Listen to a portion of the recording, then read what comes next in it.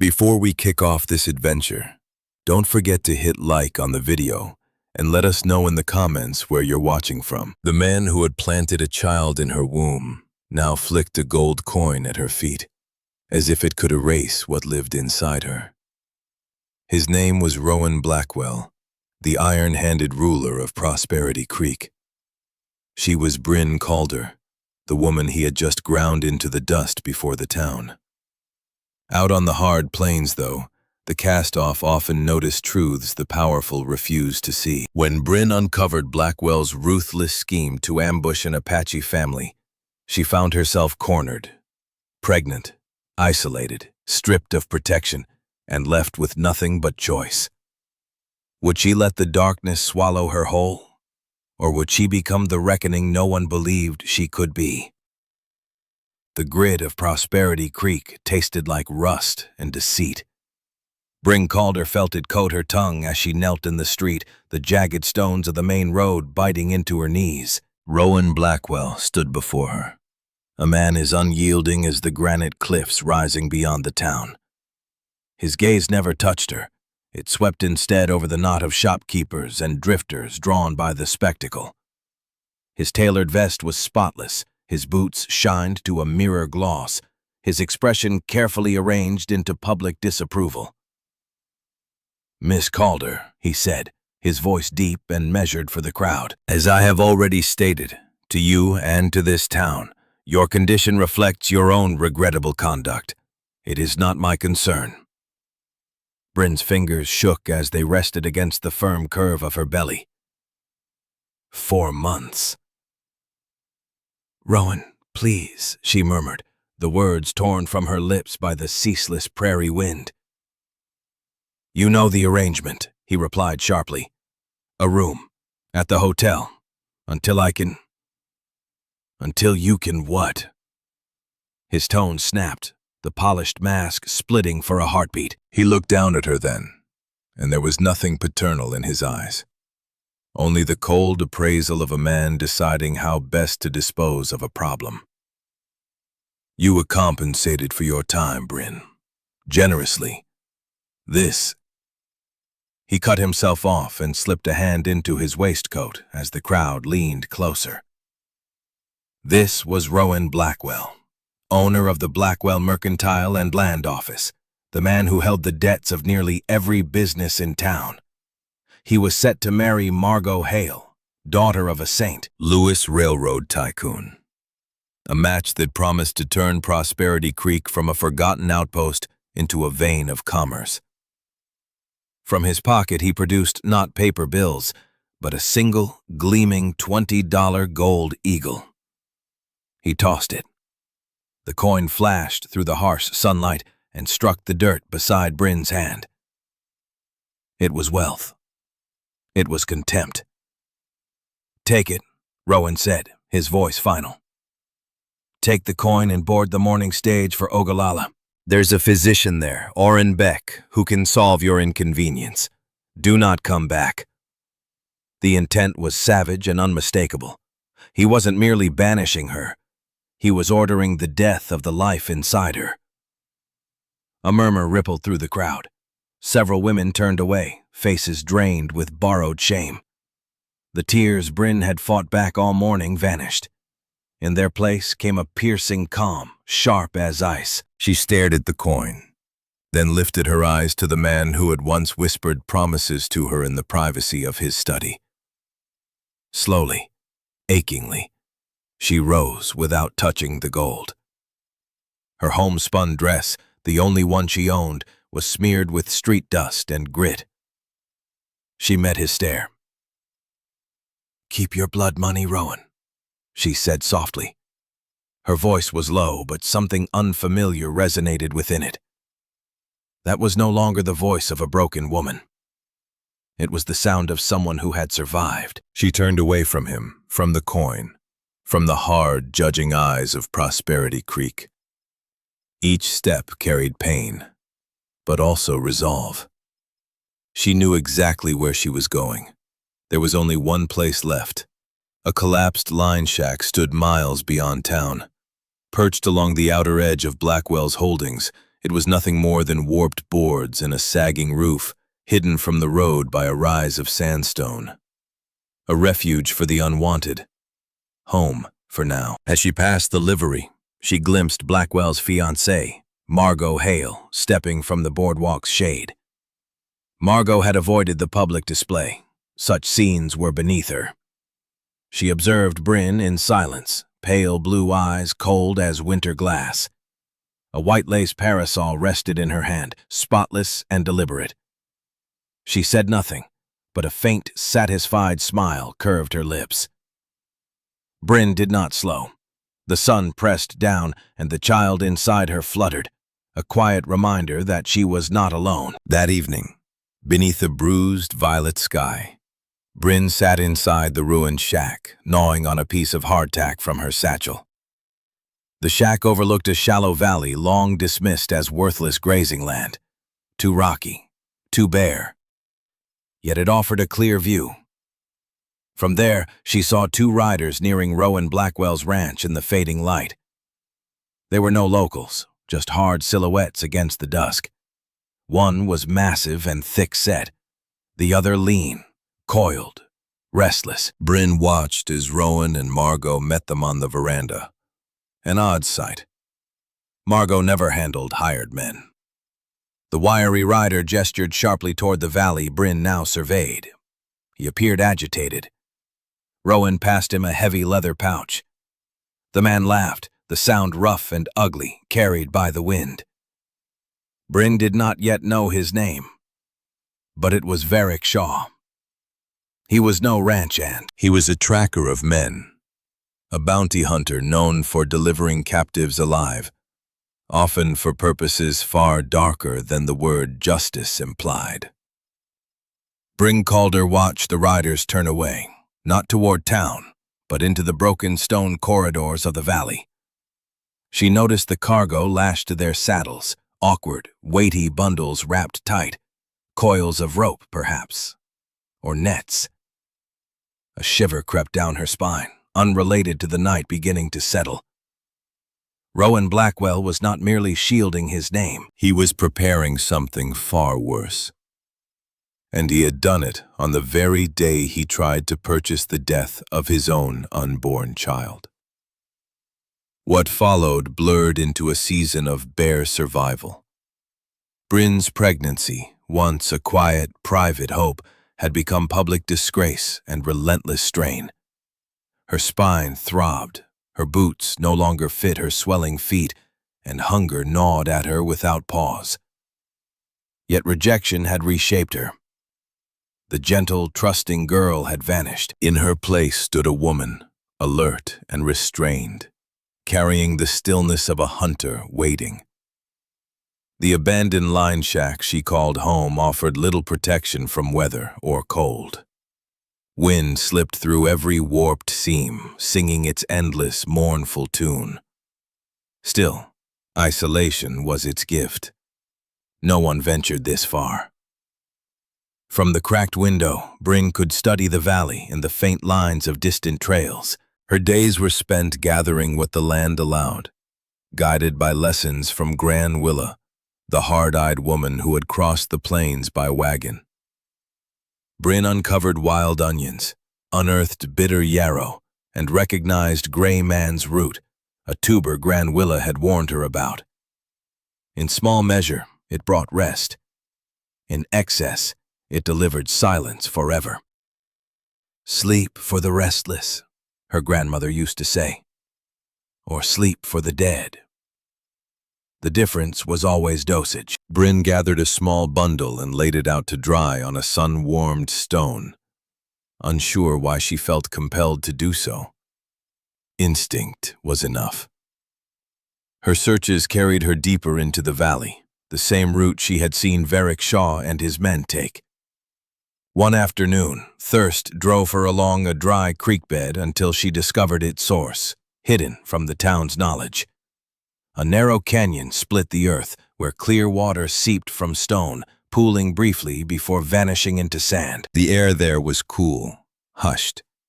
Moss clung to the rock walls. Bryn named it the Whispering Grotto. It became her refuge, her hidden well.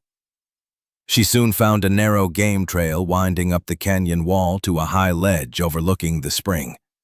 The climb was steep and dangerous, especially in her condition, but the vantage point commanded everything below. A week after her exile, Bryn rested on that ledge, easing the ache in her back, when voices drifted up from beneath her. She flattened against the stone, heart pounding. Rowan Blackwell, Margot Hale, and Varick Shaw stood below. Cold spread through her veins. This was her place. "The water's pure," Rowan said, dipping a silver cup into the pool. "Not much, but steady. Enough. More than enough." Margot answered, her tone sharp as cut steel. Bryn edged closer to look. Margot wore a divided riding skirt, practical and dust-marked. Her cheeks glowed, not from heat, but excitement. She bore no resemblance to the delicate St. Louis heiress. "My father's engineers say the main aquifer runs right beneath this spring. Tap it," she continued, "and you'll water 10,000 head. Or better yet, 1,000 steam engines." "The railroad," Rowan murmured, staring into the water as though it were molten wealth. "The railroad," Margot confirmed. "They'll place the main depot here. Prosperity Creek will crown you king." "Our land values will. He won't sell," Varick Shaw cut in, spitting tobacco into the moss. His voice scraped like gravel. "I told you. The Apaches say this grotto is sacred. Tarek, that warrior, won't surrender it, and he lives outside the reservation. He's a renegade." Bryn's breath caught. Tarek. The name traveled town whispers. An Apache who rejected confinement, who still moved the old lands with his daughters. Settlers called him a phantom, a threat. "Then the land isn't yours," Margot said quietly. Danger lived in her tone. "Not until he's gone." "Shaw," Rowan said stiffly. "Your instructions were simple. Drive him off. Kill him if necessary." "That's the trouble," Shaw growled. "He knows this terrain better than I do, better than my men. Boone Rell, Ike Moreland, they're capable. But you can't hunt a shadow. And if we kill him, his people won't reveal the other springs. You said he must lead you to the source." Silence fell. Bryn heard water seeping, a fly buzzing near the stone. Then Margot Hale spoke. "You're thinking like a butcher, Mr. Shaw," Margot Hale said coldly. "And a careless one. We don't need him dead." Her gaze never wavered. "We need him breathing." Rowan Blackwell studied his fiancée. "Then say it plainly. What is it you're proposing, Margot? He has a weakness, doesn't he? You said he travels with his daughters." Varick Shaw grunted. "2 girls, small ones, Sela and Kiva." "Never leaves his side," Margot replied. There was no warmth in her voice, only calculation. "Then the answer is obvious," she continued. "You're a hunter, Mr. Shaw. You don't chase a wolf. You snare it. You told us he comes here for water, that this place is sacred to him." "He does," Shaw confirmed. "Then this is where we lay the trap." Margot lifted her hand, pointing toward the jagged canyon walls above. "Those nets I had you purchase in Cheyenne." "You'll post your men along the ridges. When Tarek enters the grotto with his children, you release the nets. He'll be bound before he can reach his knife. He won't resist." "Not with his daughters in danger," she added. "He'll be alive, helpless, cooperative." Hidden above them, Bryn Calder felt bile rise in her throat. She pressed her hand over her mouth. This wasn't a land dispute. It was an abduction.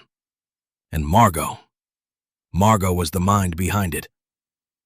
"That's dark," Shaw said after a pause. There was a trace of reluctant admiration in his tone. I like it. But what about the girls? They're the leverage, Margot answered, as casually as if she were bargaining cattle. We keep them. He shows Rowan the water. He signs whatever paper you put in front of him. And then? Rowan asked quietly. Margot turned to him. Her face was flawless, doll-like, and utterly void of mercy. Then we release them. Far from here. And if he refuses, Rowan pressed. Her smile did not reach her eyes. Then you remind him how deeply a father can be made to suffer. By watching. Rowan Blackwell, the man who had tried to purchase the death of his own unborn child, stared at his fiancée for a long moment. Then he smiled. My love, he said softly. You are remarkable. I know, Margot replied. Now come. We must be seen at the town social tonight. Reputation, Rowan. It's everything. They departed together. Varick Shaw lingered behind, scanning the canyon walls. His eyes traced the ridge lines where his men would soon lie in wait. Bryn did not move for nearly an hour. She remained frozen against the stone ledge, her body trembling, cold sweat slicking her skin despite the heat. She was an outcast, publicly shamed, cast aside, erased. And the very people who had done it, the so-called pillars of Prosperity Creek, were now plotting to destroy a man by threatening his children. At last, she forced herself down the narrow game trail. Her thoughts spiraled. She had to warn him. But how? She didn't know Tarek. She didn't know where he lived. All she knew was where the trap would close. All she knew was the name of the spring. The Whispering Grotto. 3 days passed. 3 days of tightening dread. Bryn's world shrank to the view beyond her window. She watched Shaw's men, Boone Rell, massive and brutal, and Ike Moreland, twitchy and blade-happy, ride into the grotto. They hauled tarred nets and supplies. The ambush was being built. She knew she couldn't stop them. She was one woman, pregnant, weakened, against 3 armed men without conscience. She considered riding for the law, but Sylvan Crow was a sheriff who lit his cigars with paper signed by Rowan Blackwell. In Prosperity Creek, the law answered to one man. On the 4th morning, the air hung heavy, thick with the promise of a storm that would never come. Bryn was gathering roots when she saw movement in the distance. 3 riders. They didn't follow the trail. They moved through broken stone and scrub, flowing with the land itself. 1 adult, 2 children. It was Tarek and his daughters. They were heading straight for the grotto. Panic struck Bryn like a blade. She dropped the roots and ran. Her stride was awkward, painful, one hand clamped to her side as a stitch burned into her ribs. She was too far. She couldn't shout. They wouldn't hear her. And if they did, it might only drive them faster into the snare. She veered into a ravine, shale sliding beneath her boots, thorns ripping her dress and skin. There was only one chance. She had to reach the overlook. She clawed her way up the hidden trail she'd discovered days earlier, lungs screaming for air. The climb was brutal. Her swollen belly dragged against her balance, heavy and unyielding. But she climbed anyway. Twice her boot lost purchase, sending a scatter of loose stone clattering into the canyon below. She froze, heart pounding, straining to listen. Silence answered her. Varick Shaw's men were positioned along the higher ridges, exactly as Margot Hale had planned. The narrow trail Bryn had used remained unseen. By the time she reached the small ledge, her breath came in ragged gasps, dizziness washing over her. She dragged herself forward and peered down. They were already there. Tarek stood at the center of the grotto, tall and commanding, his presence filling the sacred hollow. He wore buckskin leggings and a plain shirt, his long black hair bound with a strip of leather.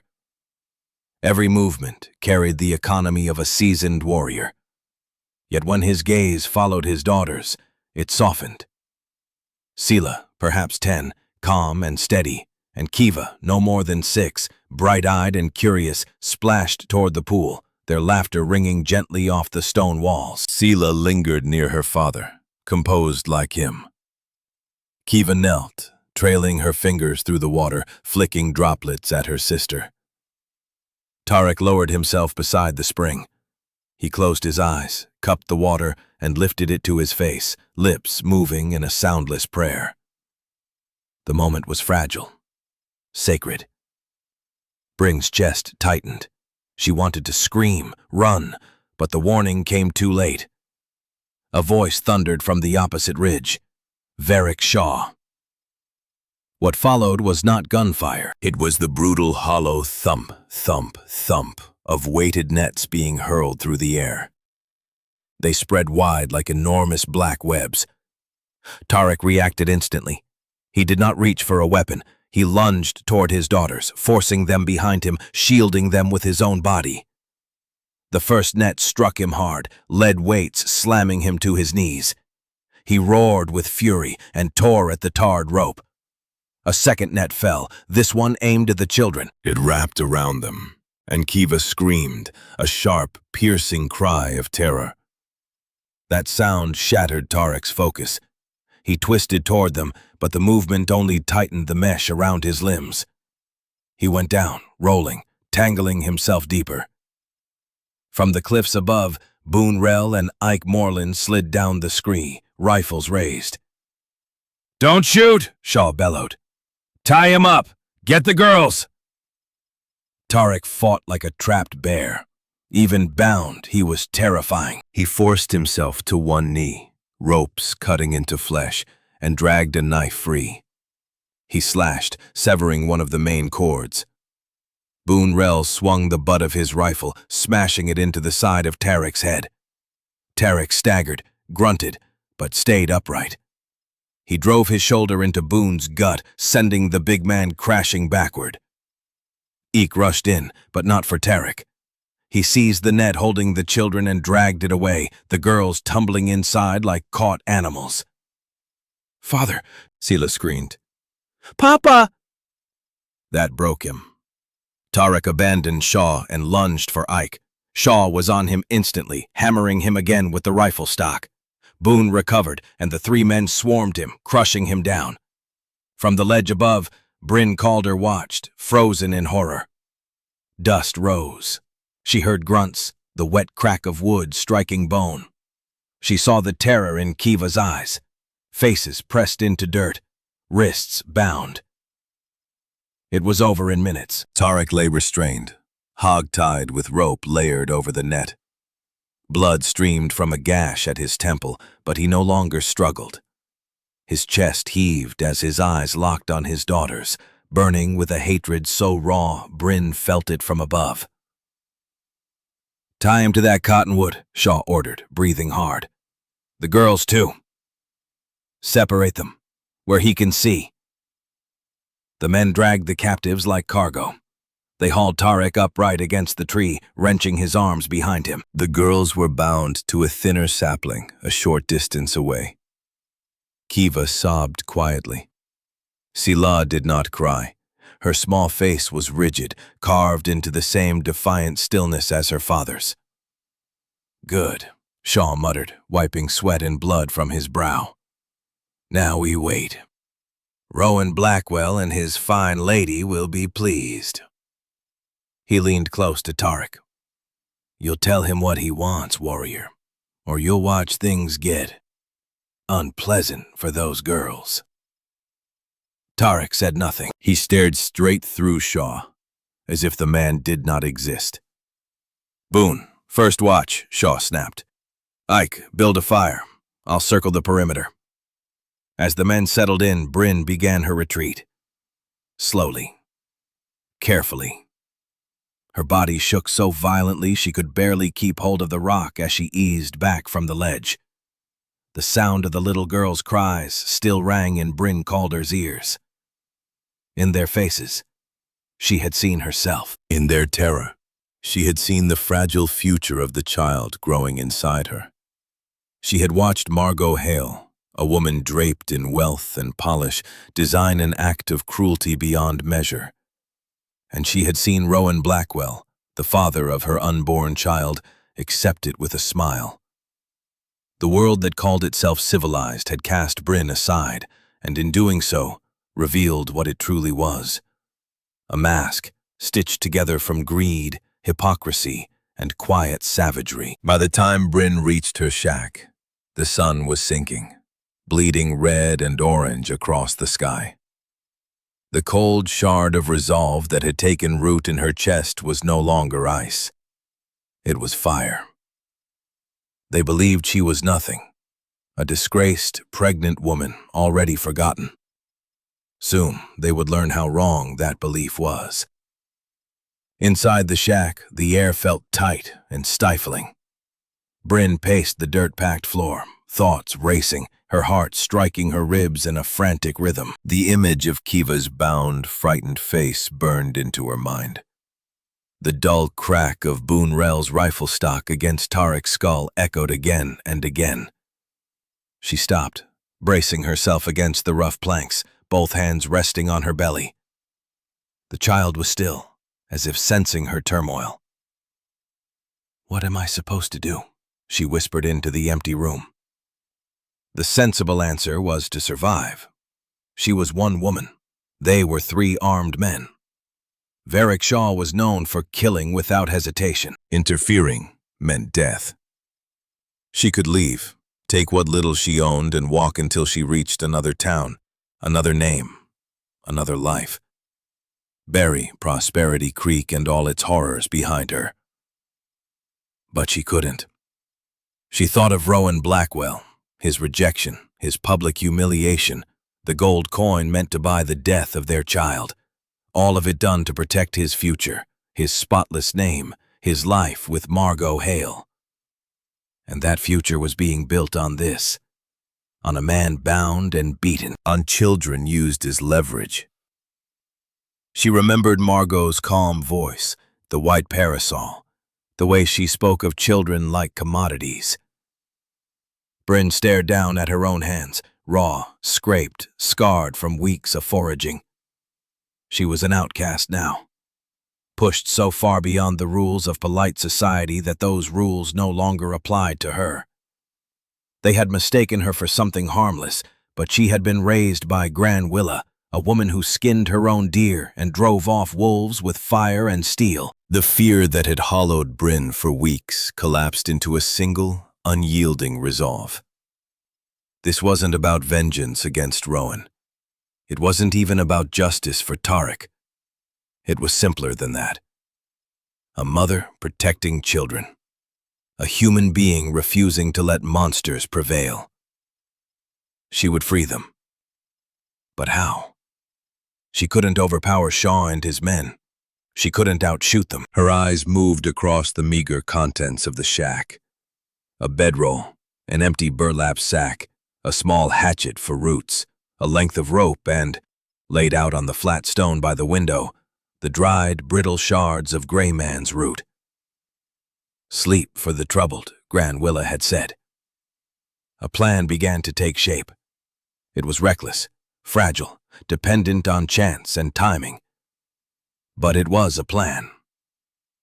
Bryn dismissed the hatchet, too loud, too brutal. Instead, she reached beneath her thin mattress and drew out her grandmother's skinning knife. A green river blade, darkened by age but sharpened to a whisper-thin edge. Quiet, sharp enough to sever rope. She crushed the dried roots between stones until they became a fine gray powder.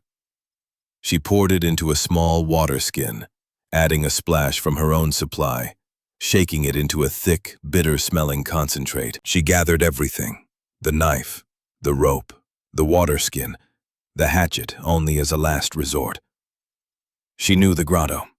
She knew Shaw's men. They were arrogant, their prisoners secured.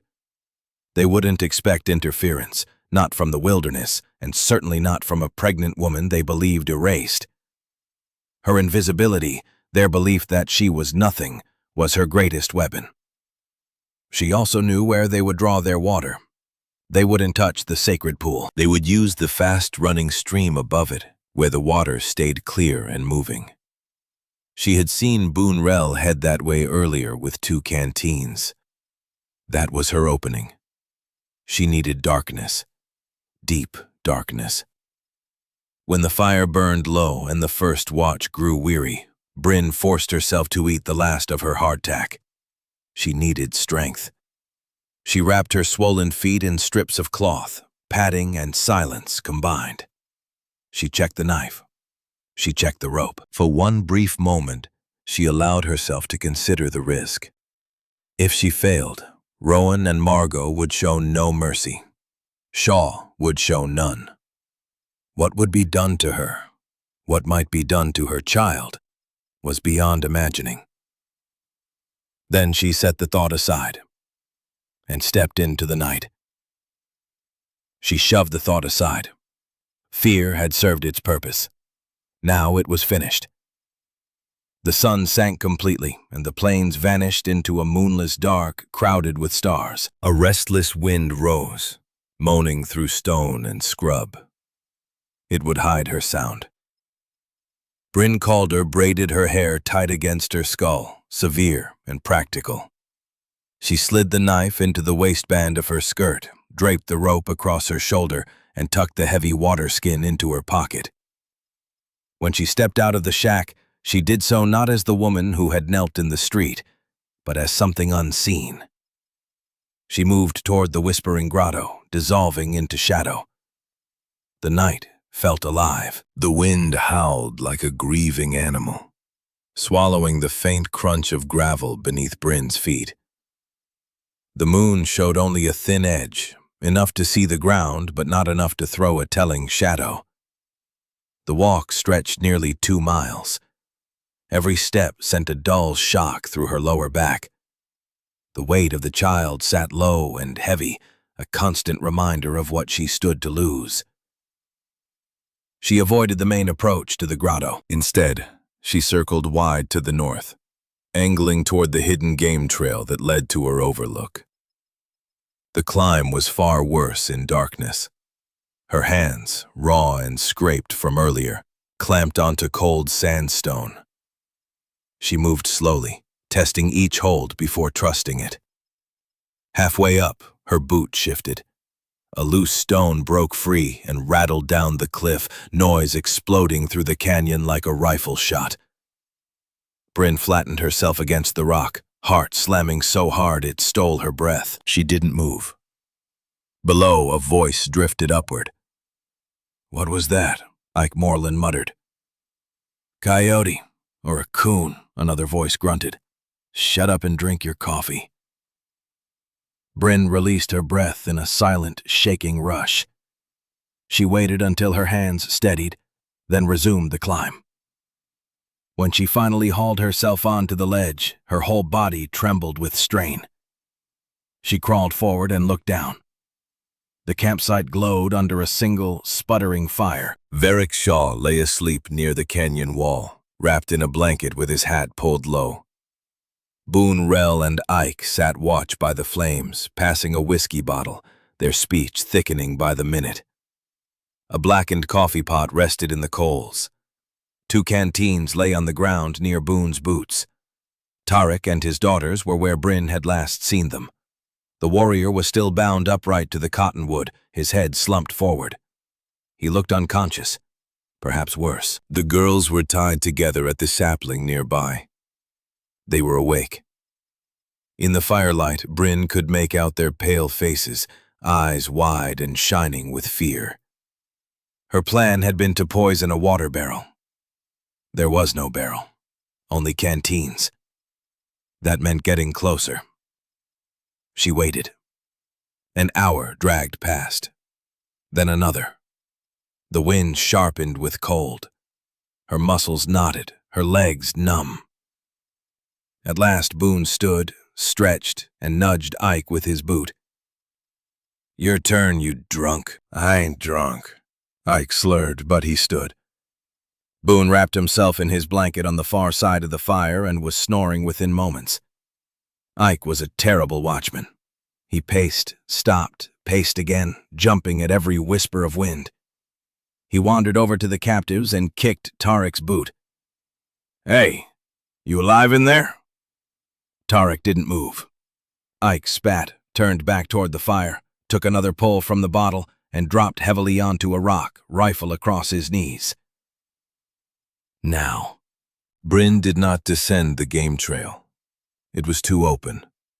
Instead, she edged along the high ridge past her lookout to where the narrow stream fed into the grotto before disappearing underground. This was where they drew their water. She uncoiled the rope and tied one end around a squat juniper clinging to the rock. The other end she looped beneath her arms, cinched tight around her waist. She was no climber, but she had no choice. She eased herself over the edge. Her boots searched for shallow holds in the stone face. The drop was sheer, 20 feet straight down. She let the rope take her weight, friction burning her palms as she slid, inch by inch, scraping into darkness above the camp. She landed in the shallow, fast-moving stream. The water was shockingly cold, biting through the rags wrapped around her feet. She stood in deep shadow, nearly 30 yards upstream from the fire. She loosened the rope from her body and let it fall. There would be no climbing back out. The only path now led through the camp. She uncorked the water skin and moved downstream, staying in the water, each step silent. She reached the spot where the men had been filling their canteens. 2 lay on the bank, caps still on, left carelessly behind. Bryn slipped from the stream, becoming just another shadow among shadows. Ike Moreland sat staring into the fire, humming a drunken, tuneless scrap of a song. Bryn Calder moved with a speed she didn't know she still possessed. She seized one of the canteens, twisted the cap loose, dumped in a heavy measure of powdered gray man's root, added a splash from her own water skin, and snapped it shut with a single hard shake. She set it back exactly where it had been. Then she treated the second canteen the same way. Her eyes slid to the coffee pot resting by the coals. It was nearly full. Ike would reach for that first. She withdrew into the stream again, crouching behind a boulder as the icy water crept into her skirt and stole the feeling from her legs. She waited. Time stretched thin. Ike rose, stirred the fire, then, just as she'd prayed, lifted the coffee pot. He poured himself a cup and drank. Bryn's heart dropped. He hadn't taken the drugged water. Then Ike grimaced, spat, and dumped the coffee into the dirt. "Cold," he muttered. He glanced at the whiskey bottle, shook his head as if to clear it, and swayed. He needed water. He turned, spotted the canteens, and grabbed the first one Bryn had dosed. He unscrewed the cap and drank deep. Bryn didn't breathe. Ike lowered the canteen, wiped his mouth, stood there a moment, then drank again. The root was bitter, but the whiskey had likely dulled his tongue. He shuffled back to the fire, sat, and set his rifle aside. He yawned. Bryn waited. The sedative worked fast, faster still with alcohol. Ike's head dipped. He jerked it up, tried to stand, and his knees folded. He stared at his boots, baffled, then yawned again, a wide, cavernous yawn. This time his head stayed down. He slumped forward, breath settling into a deep, rattling snore. Out. Bryn moved. She slipped from the water, Granwilla's knife in her hand, passing Ike with a quick glance toward the other men. Varick Shaw and Boone Rell were still dead asleep. She reached the captives and went to the girls first. Kiva whimpered as Bryn's shadow crossed her. Sila lashed out with bound feet, eyes blazing. Shh, Bryn hissed, a finger to her lips. I'm here to help. She showed them the blade. She sliced through the ropes holding them to the sapling, then freed their wrists and ankles. Coarse fibers fell away. Don't move, Bryn whispered. Wait for your father. She turned to Tarek. He had not been sleeping. His eyes were open, narrow, burning slits in the dark. He had watched her approach, watched her poison the water, and held himself still. His gaze was not on her face. It was on her belly. Bryn met his eyes. No words were needed. She placed her hand on the swell beneath her dress, a simple truth. I am a mother. I am not your enemy. She moved behind the cottonwood and sawed at the thick ropes cinched cruelly around his wrists. The knife was sharp, but the work was slow.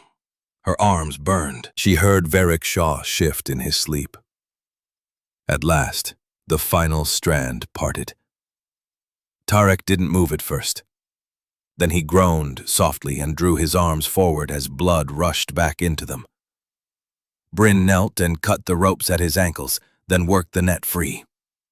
He was loose. The instant the mesh fell away, Tarek surged to his feet. He was no longer the battered captive from the afternoon. He was a warrior, standing in an enemy camp. Bryn stumbled back, fear flaring. He was tall, powerful. She had just freed him. He could kill her and vanish. He didn't look at her. He crossed the space in 2 soundless strides and gathered his daughters, pulling them to his chest, hands sweeping over their hair and faces. He murmured to them in his own tongue, words so gentle Bryn's throat tightened. Tarek lifted his chin and pointed toward the sleeping men. Father, we must, Sila whispered. Hush, Tarek said softly. He studied the camp. Shaw, Boone, and Ike breathing heavy in their sleep. At the rifles stacked against a rock, Bryn Calder stood frozen, barely breathing. This should have been the moment of revenge, the place where the savage, as Margot Hale had sneered, took his bloody due. Tarek moved toward Varric Shaw. He lifted Shaw's heavy rifle and weighed it in his hands. Shaw, sunk deep in drugged sleep, didn't stir. Tarek studied the man who had ordered his capture, his expression unreadable and cold. He raised the rifle. Bryn clapped a hand over her mouth, but Tarek did not strike. Instead, he worked the lever with practiced ease, silently ejecting the cartridges one by one, catching each before it could strike stone. He emptied the weapon completely. Then he did the same to Boone Rell's rifle, and then Ike Moreland's. All 3 guns were stripped clean. He removed the ammunition pouch from Shaw's belt. Then, with deliberate precision, he laid the rifles across a boulder. Using Shaw's own rifle as leverage, he snapped the wooden stocks of the other 2. Clean breaks, not total destruction, but enough to make them useless for a long while. It was victory without blood. He took the canteens, all of them, including the 2 Bryn had poisoned. He would deal with them later. He gathered the men's jerky, their hardtack, and the nearly full bottle of whiskey. Only then did he turn to Bryn. She still stood near the tree, trembling with cold and fading adrenaline. They regarded one another in silence as the wind whipped her wet skirt around her legs. He noticed the raw scrapes on her hands, the exhaustion etched into her face, the unmistakable truth of her pregnancy. He saw another outcast. He stepped closer. Bryn flinched, but he stopped a pace away. When he spoke, his voice was low, rough, barely more than breath.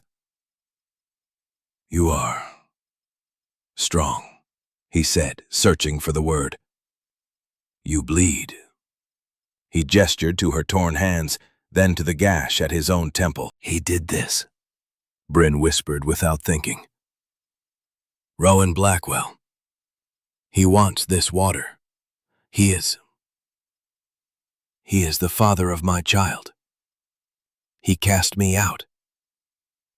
Tarek's dark eyes held hers. Understanding passed between them. Shared contempt for the so-called civilized men sleeping at their feet. He knew who Rowan Blackwell was. He lifted a hand, palm outward, not a threat. He touched his own chest, then gestured gently toward her belly. It was not warning. It was blessing. Father, Sela urged softly, tugging at his hand. Tarek nodded. He gave Bryn one final look, an acknowledgement of a debt too large for words. Then Sela, the quiet, resolute older daughter, did something Bryn did not expect. She ran to her. So fast Bryn barely had time to react. The girl pressed something small, warm, and solid into Bryn's hand, closing Bryn's numb fingers around it. "For you," Sela whispered, her English clear and sure. "For life." Then she was gone, slipping back to her father's side. Tarek lifted Kiva, settling her on his hip. He took Sela's hand, and without a backward glance, the three of them faded into the deep shadows of the grotto, moving up the canyon until they vanished like a dream at dawn. Bryn stood alone. She looked down at her palm. There lay a small beaded amulet, simple sinew strung with blue and white beads, a single sharp hawk's talon tied at its end. A groan rose from the fire. Varric Shaw. He was stirring. The sedative had been strong, but Shaw was stronger. Or perhaps she hadn't managed enough in his canteen. Panic flooded her, cold and absolute. She had no plan for this. She turned and ran. She bolted through the main mouth of the grotto and into the open valley beyond, never looking back. Her breath tore from her chest as she ran, clutching the small, sharp amulet in her fist. Bryn never remembered how she reached the shack. The 2-mile flight was a blur, stumbling, falling, dragging herself upright again. Fire ripped through her back, and a new sharp cramp twisted deep in her abdomen. She collapsed through the doorway, just as sickly gray dawn bled into the eastern sky. She was finished. She lay on the dirt floor, gasping, her body shaking beyond control. She had done it. They were free. But she knew, deep in her bones, it was not over. The sun was already high when she heard horses. Not the steady cadence of a lone rider, but the furious, reckless pounding of many mounts driven hard. Bryn hauled herself to the window. She saw Rowan Blackwell, Margot Hale, and Sylvan Crow riding away from the grotto toward the ranch. And beside them rode Varric Shaw, staggering, furious, barely contained. Boone Rell and Ike Moreland were nowhere to be seen, likely left behind, sick, disarmed, and helpless. The reckoning was coming. Even from a distance, Bryn Calder could read the fury in Rowan Blackwell's posture. He was lashing his horse with a riding crop, striking too hard, too often. Margot Hale rode beside him, ramrod straight, her face locked into a mask of cold, controlled wrath. They knew. Bryn's gaze dropped to the coat hanging from a nail inside the shack, the one she had worn the night before. The top pearl button was gone. She remembered it tearing free on a branch as she fled the grotto. She didn't have long to wait. One rider broke from the group and thundered toward her shack. Rowan did not knock. He slammed the door open, brittle wood cracking on its hinges. He filled the doorway, his face blotched and terrifyingly red. His fine suit was caked in dust, his hair disheveled. The mask of the civilized man had been stripped away. "You," he hissed. The word carried accusation and death together. He surged into the cramped room, stealing the air from it. He saw her on the floor, exhausted, filthy, shaken, but alive. "Where are they?" he roared, seizing her arm and yanking her upright. The sudden movement sent the room spinning. she cried out. "I don't know what you're talking about," she gasped, one hand flying to her belly. "Don't lie to me, Bryn," he shouted, his face inches from hers. "Don't you dare lie!" He thrust his hand into her face.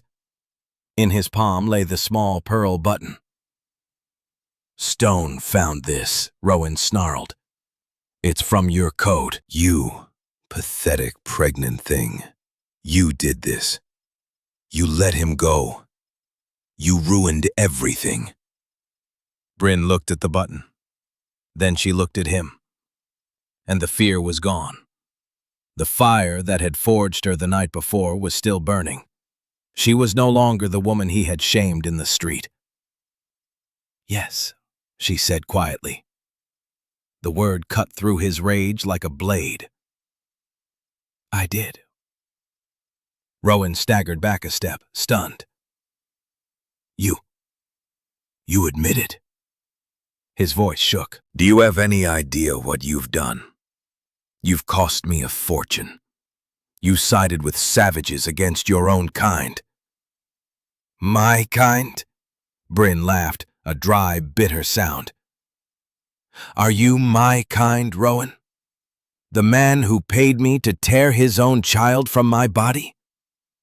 She gestured toward the ridge where Margot Hale now sat watching, distant and composed. "Is she my kind? The woman who planned to torture a man by hurting his children?" She leaned forward. "Is that civilization?" "You will hang for this," Rowan whispered, a colder fury sliding into his voice. "I'll tell Sylvan Crow you're a spy, an Indian lover, that you helped a renegade escape. They'll tear you apart." "And you'll tell them why?" Bryn challenged, stepping toward him. For the first time, he retreated. "Go on," she pressed. "Tell them. Tell the sheriff everything. Tell him you hired Varick Shaw to kidnap a man. Tell him you plan to use his daughters to steal his land." She took another step, her eyes blazing. "Tell them you failed. Tell this town how the pregnant woman you cast out, the one carrying your heir, outsmarted your 3 hired guns with nothing but a root dug from the dirt. Tell them who you really are." Rowan stared at her. There was no fear in her face, no remorse, only a woman with nothing left to lose, and that made her more dangerous than any gunman. His life was built on reputation, on illusion. She could destroy it. Not with violence, with truth. "You're a monster," he breathed. "You made me one," Bryn said. "You cast me out. You thought I'd crawl away and die." She opened her fist. The beaded amulet lay in her palm, blue and white beads bound with sinew, a sharp hawk's talon gleaming at its end. "They're gone, Rowan," she said. "Not on your land. Not on any land you'll ever find. You lost." He looked at the amulet, at her face, at the strength in her eyes. With a choked sound of helpless rage, Rowan turned and stormed out.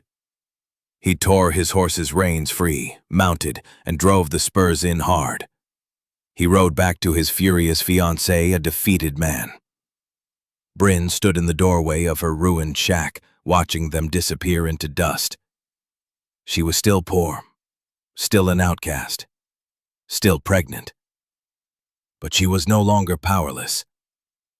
The cramping in her belly intensified, sharp and insistent, and a new fear rose, this one rooted in flesh and blood. The fight for her life, and for the life growing inside her, was not finished. But she was free.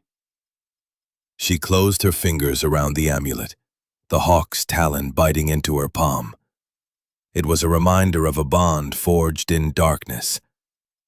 She had saved a family, and in doing so, she had finally, terrifyingly, saved herself. Bryn Calder's story ends there, in the dust and wind of the high plains. She She was a woman cast aside who found her strength not within civilization, but in standing against it. She proved that courage is not measured by the gun you carry, but by the lines you refuse to cross, and the ones you dare to. The West was filled with silent heroes like Bryn, outcasts and survivors whose names were never carved into stone, yet whose choices bent the world, one quiet act of defiance at a time. If Bryn's story of survival and quiet resolve moved you, show your support. Press like. Share this video with someone who loves a true Western drama. And most importantly, subscribe to our channel. We have many more lost legends and hidden histories of the Wild West waiting to be told. Thank you for listening.